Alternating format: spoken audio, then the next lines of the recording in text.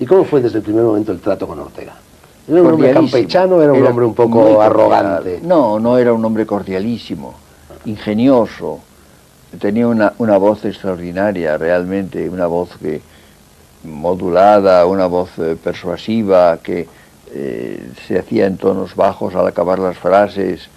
Yo decía que las palabras en su boca parecían cosas, parecían realidades. No, eso lo tenía extraordinario. Era accesible, era claro, enormemente claro. Y usted mantuvo con él una relación prácticamente ininterrumpida, incluso en los años en que él estaba fuera, después de la guerra. Claro, y nos escribíamos, y yo fui a verlo a Lisboa 2 veces, el año 44 y 45, que era para mí muy difícil. Me costó un triunfo conseguir un pasaporte. Eugenio Montes lo arregló, porque yo era una persona non grata, absolutamente non grata, y no podía ni soñar, y entonces él, que era director del Instituto de España en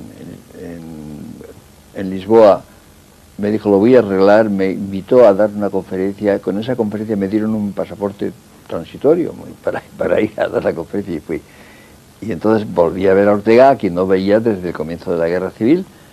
¿Y cómo fue desde el primer momento el trato con Ortega? ¿Era un hombre campechano, era un hombre un poco arrogante? No era un hombre cordialísimo, ingenioso, tenía una voz extraordinaria, realmente, una voz que modulada, una voz persuasiva, que se hacía en tonos bajos al acabar las frases. Yo decía que las palabras en su boca parecían cosas, parecían realidades. No, eso lo tenía extraordinario. Era accesible, era claro, enormemente claro. Y usted mantuvo con él una relación prácticamente ininterrumpida, incluso en los años en que él estaba fuera, después de la guerra. Claro, y nos escribíamos, y yo fui a verlo a Lisboa 2 veces, el año 44 y 45, que era para mí muy difícil. Me costó un triunfo conseguir un pasaporte.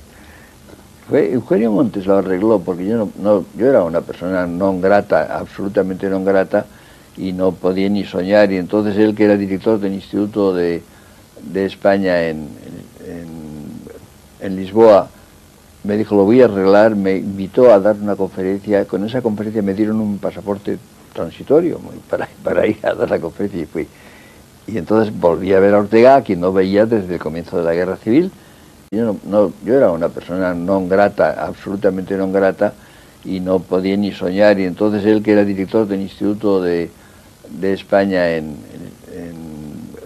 Lisboa, me dijo, lo voy a arreglar, me invitó a dar una conferencia. Con esa conferencia me dieron un pasaporte transitorio para ir a dar la conferencia, y fui.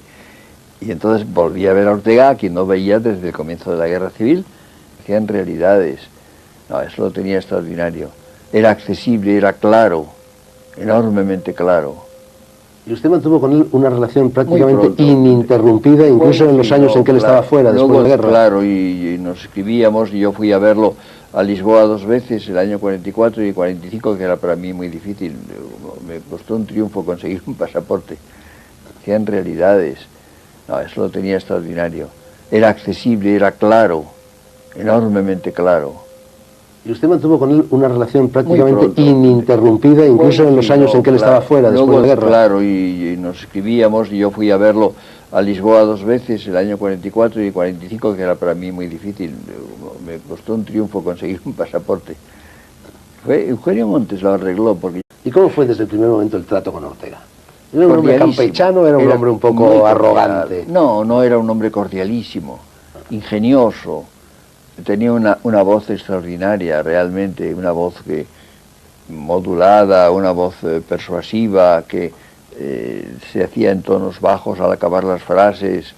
Yo decía que las palabras en su boca parecían cosas. ¿Y cómo fue desde el primer momento el trato con Ortega? ¿Era un hombre campechano, era un hombre un poco arrogante? No era un hombre cordialísimo, ingenioso, tenía una voz extraordinaria, realmente, una voz que modulada, una voz persuasiva, que se hacía en tonos bajos al acabar las frases. Yo decía que las palabras en su boca parecían cosas.